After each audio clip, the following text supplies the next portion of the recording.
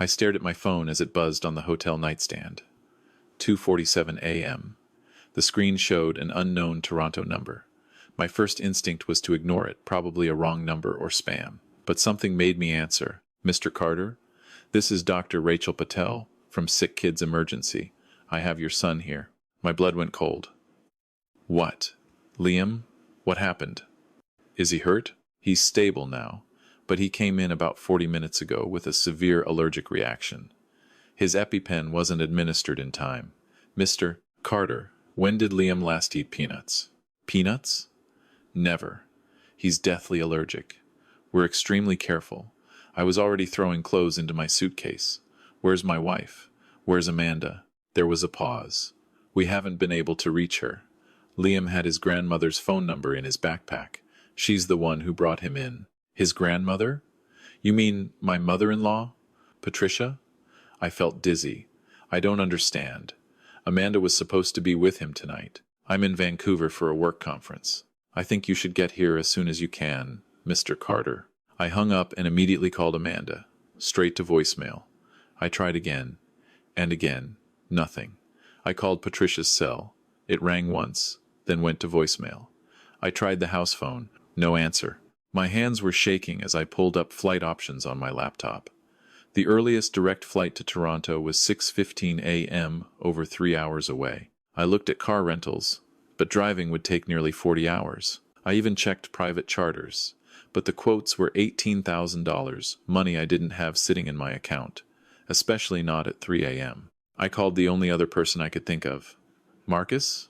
My younger brother answered groggily. Ben? Dude, it's almost 3 in the morning.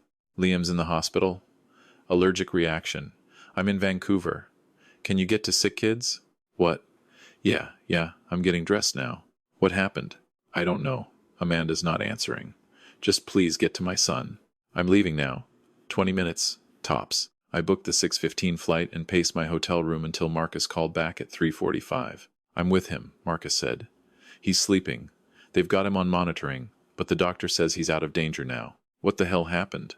Your mother-in-law is here. She's saying that Liam got into some cookies at her house. But Ben, here's the thing. Patricia told the nurses she didn't realize they had peanuts in them. But Liam's chart from his pediatrician shows she's listed as an emergency contact. She knows about his allergy. We've been drilling it into everyone for 6 years. Where is she? Put her on. She left. Said she needed to get home and rest. Left right after I got here. Something wasn't right. And Amanda? Have you heard from her? No. I tried calling too. Nothing. I sat on the edge of the hotel bed, my mind racing. Marcus, I need you to do something for me. Go to my house. I have a spare key in that fake rock by the garage door. Check on Amanda. You think something happened to her? I don't know what to think. Just please. I'll go as soon as the nurse comes back. They said someone has to stay with Liam until family arrives. I spent the next 2 hours in agony, checking my phone every 30 seconds. At 5:30, as I was heading to the airport, Marcus called. Ben, Amanda's not here. What do you mean she's not there? The house is empty. Her car's gone. I checked everywhere. Did you try her office? At 6 in the morning? He had a point. Okay. Stay with Liam. I'll be there by 9:30. The flight felt like the longest 5 hours of my life. I must have tried calling Amanda 50 times. Each time, straight to voicemail.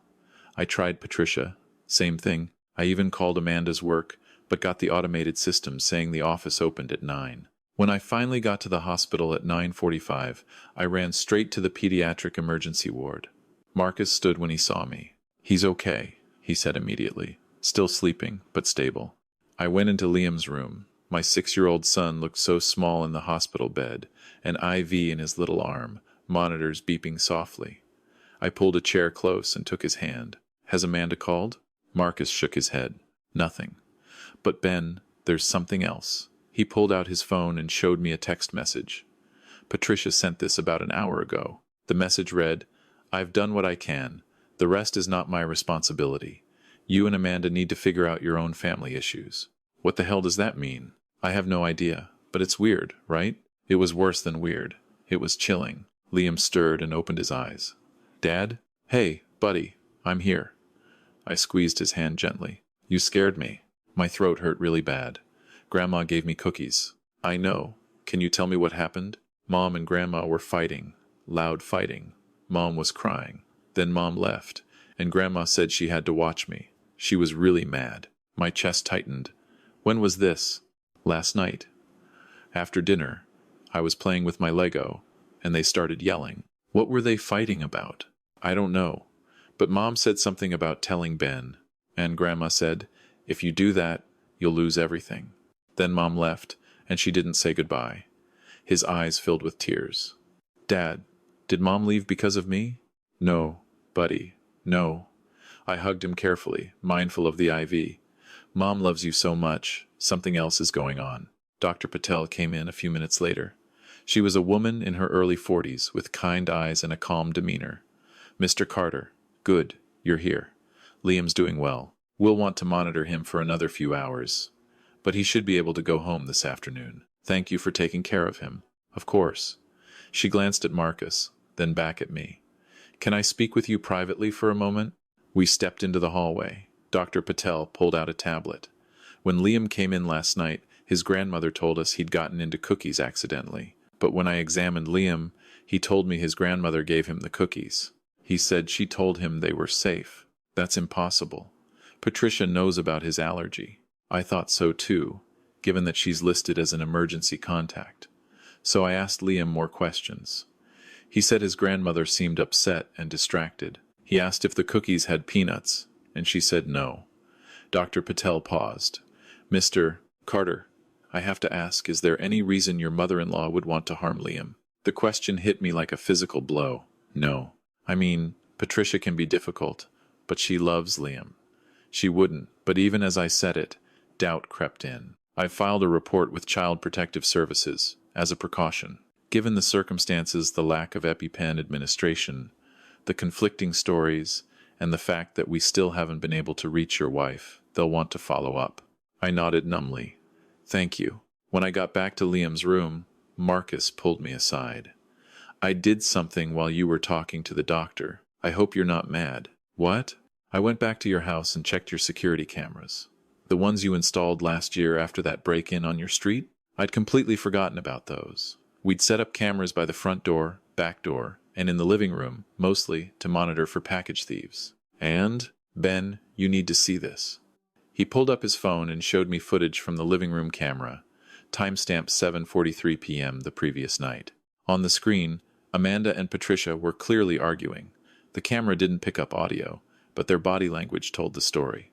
Patricia was gesturing angrily. Amanda was crying, pointing at something on her phone. Patricia grabbed the phone from Amanda's hand. Then the footage showed Amanda running out of the frame toward the front door. Patricia followed.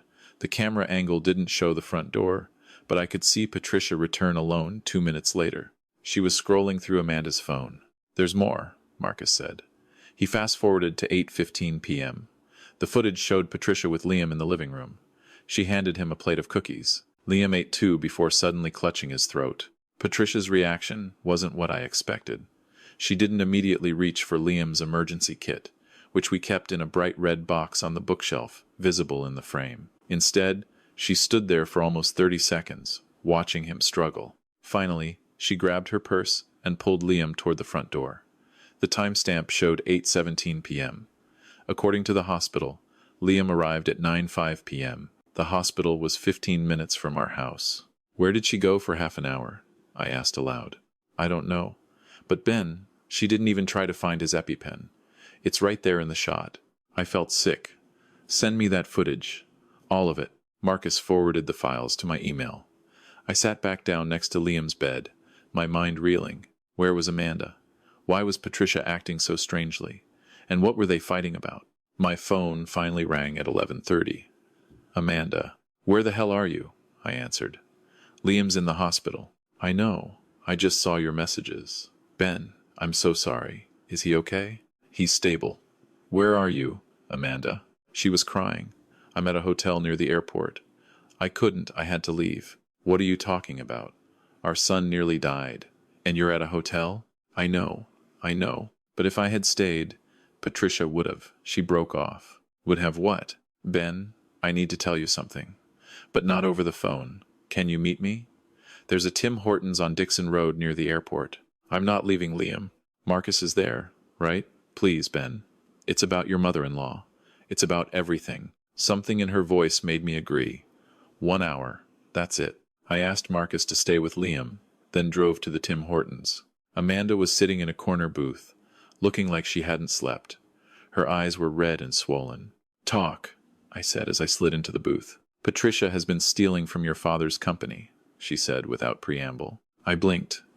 What? You know how I've been doing the bookkeeping for Carson Engineering for the past year? My father had started Carson Engineering 30 years ago. It was a mid-sized firm specializing in industrial design. Patricia had been the office manager there for 15 years, ever since she and my father married when I was 18. I found discrepancies, money missing, small amounts at first, but it added up to over $200,000 over the past 3 years. That's impossible. I thought so too. But I traced it. Patricia's been creating fake vendor accounts and cutting checks to herself. Your father never noticed, because she handles all the bookkeeping approvals. My head spun. Why didn't you tell me? I was going to. But I wanted to be absolutely sure first. I spent the last 2 weeks compiling evidence. Last night, I confronted her. I told her I was going to tell you and your father. And she what? Threatened you? Amanda's hands shook as she pulled out her phone. She said if I told anyone, she'd make sure I lost everything. She said she'd tell everyone that I was the one stealing, that I'd fabricated the evidence to frame her. She said she'd destroy my reputation, get me arrested, make sure I never saw Liam again. That's insane. Is it? Ben, your father trusts her completely. She's been there for 15 years. I've been doing the books for 1 year. Who do you think he'd believe? I wanted to argue, but I couldn't. My father adored Patricia. After my mother died when I was 16, he'd been alone for 2 years before meeting Patricia. He'd been so grateful to find someone willing to take on a widower with a teenage son. So, you just left? You left our son with her? I didn't mean to. I was going to pack a bag and take Liam to my sister's place in Mississauga. But Patricia blocked the door. She said if I tried to take Liam, she'd call the police and say I was kidnapping him. She got so aggressive, I was afraid. So I left. I was going to call the police once I was safe, but my phone died, and I left my charger at the house. I was at my sister's, and she doesn't have an iPhone charger. By the time I bought one this morning and charged my phone, I saw all your messages. Amanda, Liam, almost died. Patricia gave him cookies with peanuts. Her face went white. No, she wouldn't. She knows. I have video footage. Marcus pulled it from our security cameras. She watched him have the reaction. She didn't use his EpiPen. She waited. Amanda stood up so fast she knocked over her coffee. We need to call the police. Right now. We spent the next 3 hours at a police station. I showed them the security footage. Amanda provided her financial evidence spreadsheets, bank records, forged signatures. The detective, a woman named Sergeant Morrison, listened carefully. This is enough to open an investigation, she said. The financial fraud and the child endangerment are 2 separate cases, but they paint a picture. We'll bring Mrs. Carson in for questioning. What about my father? I asked. Does he need to know? We'll need to interview him as well. Yes. Mr. Carter, I have to ask, is it possible your father was aware of the fraud? No, I said it firmly. My father is the most honest man I know. If he knew, he would have handled it immediately. We finally got back to the hospital at 3 p.m. Liam was awake and eating Jell-O. His face lit up when he saw Amanda. Mom, baby. She hugged him carefully. I'm so sorry I wasn't there. It's okay. Dad came, and Uncle Marcus brought me a Captain America comic. The doctor discharged Liam at 4 p.m. with strict instructions and a new EpiPen prescription. As we were leaving, my phone rang. It was my father, Ben. The police just left. They said Patricia's been arrested. What the hell is going on? Dad, can you come to our house? We need to talk. He arrived 30 minutes after we got home. Marcus had stayed to help get Liam settled. My father looked like he'd aged 10 years in a day. Tell me everything, he said. So we did. Amanda showed him the financial records. I showed him the security footage. We explained what Patricia had said, what she'd threatened, what she'd done to Liam. My father sat in silence for a long time after we finished. Then he said, I should have seen it. The signs were there. She's been spending more money lately, expensive trips, new car, renovations on her condo. I thought business was just doing well. He looked at Amanda. I'm sorry you felt you couldn't come to me. I wasn't sure you'd believe me, Amanda admitted. I would have. I should have made that clear. He turned to me. What can I do to fix this? You can't fix it, Dad. But you can make sure she faces consequences. Over the next 2 weeks, the full picture emerged. Patricia had been stealing from Carson Engineering for 4 years, not 3. The total was closer to $300,000. She'd been funneling money through multiple fake vendors, cleaning services, equipment suppliers, consulting fees. She'd gotten sloppy in the last year, which is why Amanda had caught it. The investigation into Liam's allergic reaction revealed something even more disturbing. Patricia's phone records showed she'd been texting with someone during the half hour between leaving our house and arriving at the hospital. The police traced the number to Patricia's sister in Vancouver. The texts were damning. Patricia, the brat won't stop whining. Wish I could just leave him. Sister, you can't. Ben will know. Patricia, maybe if something happened, Amanda would get blamed. She's the one who left. Sister, be careful. Patricia, I am. No one will prove anything. She hadn't meant to nearly kill Liam, but she'd been reckless with his life because she was angry and desperate. The prosecutor called it depraved indifference. Patricia was charged with embezzlement, child endangerment, and fraud. My father cooperated fully with the investigation, providing all company records. He also filed for an immediate divorce. The trial happened 6 months later. Amanda testified about the financial fraud. I testified about Liam's medical history and Patricia's knowledge of his allergies. Dr. Patel testified about Patricia's suspicious behavior at the hospital. The security footage was played in court. Patricia's defense tried to argue that the allergic reaction was an accident, that she'd simply forgotten about the peanuts in her panic. But the text messages destroyed that narrative. Her own words showed a callous disregard for Liam's safety. She was convicted on all counts. The judge sentenced her to 8 years in prison, 4 for the embezzlement, 4 for child endangerment, to be served consecutively. She was also ordered to pay full restitution to Carson Engineering. My father aged considerably through the ordeal. I brought her into our family, he told me one night over dinner. I put all of you at risk. You didn't know, Dad. She hid it well. I should have paid more attention. To the books, to the way she treated people when she thought no one was looking. I was lonely, and I let that cloud my judgment. We all make mistakes, not mistakes that nearly cost my grandson his life. There was nothing I could say to that. Liam struggled for a while after everything came out. He had nightmares about the hospital, about not being able to breathe. We got him into therapy with a child psychologist who specialized in trauma. It took time, but slowly, he started to heal. One evening, about a year after the trial, Liam asked me, Dad, why did Grandma Patricia do those bad things? I'd been dreading this question. I sat down next to him on his bed. Sometimes, people make really bad choices. They want something, money, power, control, and they convince themselves that it's okay to hurt people, to get it. But she was family, I know. And that makes it hurt even more. But here's the important thing. Liam, what Patricia did doesn't define our whole family. Uncle Marcus drove across the city in the middle of the night to be with you. Mom fought to protect you, even when she was scared. Grandpa made sure Patricia faced consequences, even though it hurt him. That's what real family does. Mom says we have to forgive people. Forgiveness is important. But forgiveness doesn't mean letting people keep hurting you. It means you don't let their actions control your life anymore. Patricia made her choices, and now she's facing the consequences. We get to choose to move forward and be safe and happy. I think I understand. You're a smart kid. You know that? He grinned. Uncle Marcus says I get it from you. Uncle Marcus is a troublemaker. Carson Engineering survived the scandal. My father implemented new financial oversight protocols. He hired an outside accounting firm to audit the books quarterly. He also stepped back from day-to-day operations, eventually bringing me on as COO. Amanda continued doing the bookkeeping, but now she reported directly to the external auditors, as well as to my father. The experience taught me several painful lessons. First, trust isn't something you give blindly, even to family. Trust requires verification, accountability, and transparency. My father had trusted Patricia completely, and that trust had been weaponized against all of us. Second, never ignore warning signs. Patricia had shown her true character in small ways over the years, how she spoke to restaurant servers, how she handled disagreements, how she reacted when she didn't get her way. We dismissed these as personality quirks. We should have recognized them as red flags.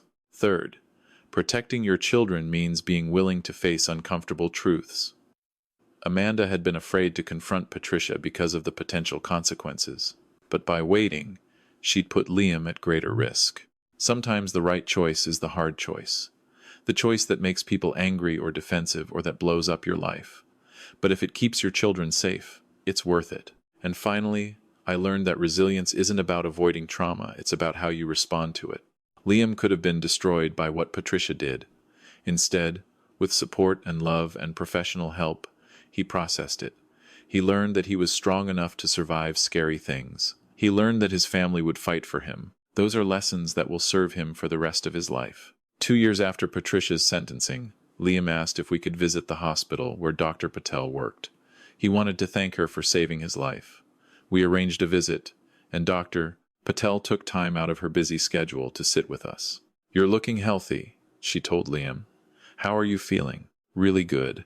I'm in 2nd grade now, and I'm really careful about reading food labels." "That's excellent. Being informed about your allergies is so important." Liam pulled out a drawing he'd made a picture of Dr. Patel as a superhero. "Thank you for helping me," he said, handing it to her. Dr. Patel's eyes got misty. "This is wonderful. Thank you, Liam. Can I tell you something? You helped me too." "I did? You reminded me why I became a doctor. To help kids like you. To make sure kids are safe. You're very brave." On the drive home, Amanda reached over and took my hand. "We made it through," she said softly. "We did. Do you think Liam will be okay? Long term?" "I think he'll be better than okay. He'll be strong and careful, and he'll know that when bad things happen, he has people who will fight for him." She squeezed my hand. "We got lucky, Ben. If Dr. Patel hadn't been on call, if Marcus hadn't thought to check the cameras, if I hadn't found the evidence when I did. But you did. All of those things happened, and we're here." That evening, I sat in Liam's room while he fell asleep. I watched his chest rise and fall, his breath steady and easy. I thought about how close we'd come to losing him, how one person's greed and callousness had nearly destroyed everything. But I also thought about how we'd survived, how we'd fought back, how we'd held each other together when everything fell apart. Family isn't just about blood. It's about showing up. It's about protecting each other. It's about choosing every single day to do the hard right thing instead of the easy wrong thing. Patricia had been family by marriage, but she'd never really been family in the ways that mattered. She'd never put anyone's needs above her own. She'd never sacrificed or struggled or fought for the people who trusted her. Real family like Marcus driving through the night, like Amanda risking everything to expose the truth, like my father choosing justice over comfort. Real family shows up when it matters most. As I turned off Liam's light and closed his door, I made a promise to myself. I would never let my guard down again. I would verify, question, and protect. I would teach Liam to do the same, because the world isn't always safe, and the people who seem trustworthy aren't always deserving of that trust. But I also promised to show him love, real, fierce, protective love, the kind of love that moves mountains and faces down threats and never, ever gives up. That's the legacy I want to leave him. Not fear or suspicion, but strength and wisdom and the absolute certainty that he is worth fighting for. 3 years after everything happened, my father remarried. Her name was Helen, a widow he'd met at a grief support group. She was kind and transparent and had no interest in the family business. She simply wanted companionship and love in her golden years. At their small wedding, Helen pulled me aside. "Your father told me everything about Patricia. I want you to know I understand if you're cautious with me. I would be too. I appreciate that. I'm not here to replace anyone or take anything. I'm just here to love your dad and be a friend to this family. If you'll have me, we'd like that." And she was true to her word. Helen became a genuine grandmother to Liam, the kind who asked permission before giving him sweets, who respected our rules, who showed up to school plays and soccer games. She earned our trust through consistent, reliable, loving actions. That's how trust should work. Not demanded or assumed, but earned and maintained through integrity. One Sunday afternoon, when Liam was 9, we were having dinner at my father's house. Helen had made a roast, and we were all sitting around the table, me, Amanda, Marcus, and his new girlfriend, Dad and Helen, and Liam. Liam suddenly said, "I'm glad everything happened the way it did." The table went quiet. Amanda looked concerned. "What do you mean, honey?" "I mean, Grandma Patricia was bad. But because of what she did, we found out before something even worse happened. And now we have Grandma Helen, who's really nice. And Uncle Marcus comes over all the time. And everyone's more careful. So even though it was scary, maybe it was good that we found out when we did." Out of the mouths of babes, my father raised his glass. To finding the truth, even when it's hard. And to family, the people who earn it. Not just the ones who claim it. We all raised our glasses. To family, we echoed. Looking back now, 5 years later, I can see that Liam was right. As traumatic as everything was, it taught us invaluable lessons. It showed us who we could count on. It revealed weaknesses in our systems and relationships that needed fixing. It made us stronger, more careful, more intentional. If I could give advice to anyone facing something similar, and sadly, these situations are more common than we'd like to think, it would be this. First, trust your instincts. If something feels wrong, investigate. Don't dismiss your concerns because confronting them seems too hard or too disruptive. The temporary discomfort of asking difficult questions is nothing compared to the devastation of discovering the truth too late. Second, document everything. Amanda's financial records and our security camera footage were crucial to holding Patricia accountable. Without that evidence, it would have been our word against hers, and the outcome might have been very different. Third, prioritize your children's safety above all else. Above family harmony, above avoiding conflict, above your own comfort. Children depend on adults to protect them. That's not a responsibility we can delegate or ignore. Fourth, build a support system before you need it. We were lucky that Marcus was available and willing to help at 3 a.m., but luck shouldn't be the foundation of your safety net. Invest in relationships with people who will show up when things fall apart. And finally, don't let betrayal make you cynical. Yes, Patricia betrayed us in the worst possible ways. But that experience also revealed the depths of love and loyalty that others were capable of. Dr. Patel, going above and beyond, Marcus dropping everything to help, my father choosing what was right over what was easy, Amanda finding the courage to fight back despite her fear. For every person who will hurt you, there are more who will help you. Don't let the former convince you that the latter don't exist.